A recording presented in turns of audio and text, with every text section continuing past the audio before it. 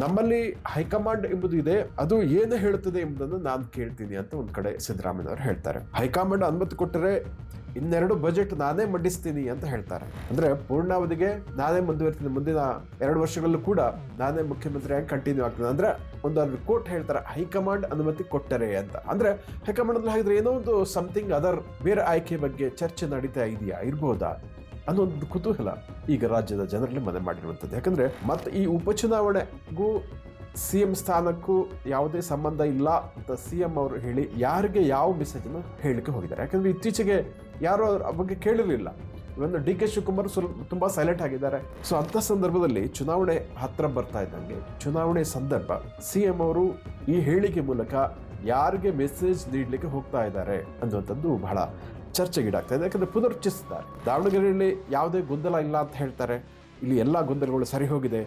2 ವಿಧಾನಸಭಾ ಕ್ಷೇತ್ರಗಳ ಉಪಚುನಾವಣೆಯಲ್ಲಿ ಕಾಂಗ್ರೆಸ್ ಗೆಲ್ಲಲಿದೆ ಅಂತ ಹೇಳ್ತಾರೆ. 2028 ನಾವು ಗೆಲ್ತೀವಿ ಅಂತ ಹೇಳ್ತಾರೆ. ಅಫ್ಕೋರ್ಸ್ ನಾಯಕರಾಗಿ ಒಂದು ಪಕ್ಷದ ಕಾರ್ಯಕರ್ತರಲ್ಲಿ ಹುಮ್ಮಸ್ ತುಂಬಲಿಕ್ಕೆ ಈ ರೀತಿಯ ಸ್ಟೇಟ್ಮೆಂಟ್ಗಳು ಬೇಕಾಗುತ್ತೆ, ಬೇಡ ಅಂತಲ್ಲ.